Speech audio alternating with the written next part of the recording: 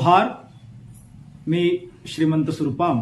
आपण पाहत आहात एस भारत न्यूज, जनसामान्याचा आवाज। बातमी आहे गडचिरोली जिल्ह्यातून एमकेबी महिला महाविद्यालयात क्रांतिज्योती सावित्रीबाई फुले यांची जयंती मोठ्या उत्साहात साजरी करण्यात आली।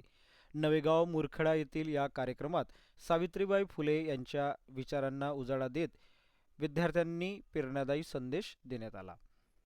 महाविद्यालयाच्या ग्रंथपाल कुमारी वर्षा काटकर यांच्या हस्ते सावित्रीबाई फुले यांच्या प्रतिमेस माल्यार्पण करून अभिवादन करण्यात आले।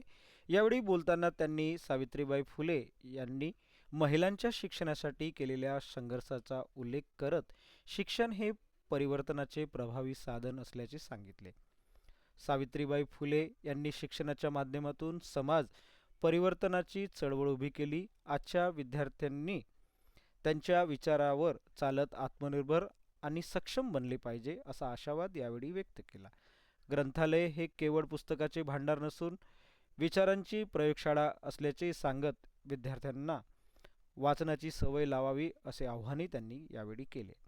या कार्यक्रमाला कार्यालयीन अधीक्षक संचित बोरकर, प्राध्यापिका खुशबू पेंदाम, प्राध्यापक श्रीमंत संतोष सुरपाम, प्राध्यापक स्मिता मोहर्ले यांच्यासह महाविद्यालयातील प्राध्यापक व कर्मचारी मोठ्या संख्येने उपस्थित होते।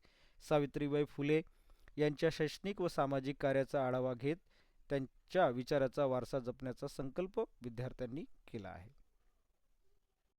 अशाच नवनवीन घडामोडी पाहण्यासाठी आजच आमच्या एस भारत यूट्यूब न्यूज चॅनलला लाईक करा, शेअर करा आणि सबस्क्राईब करा।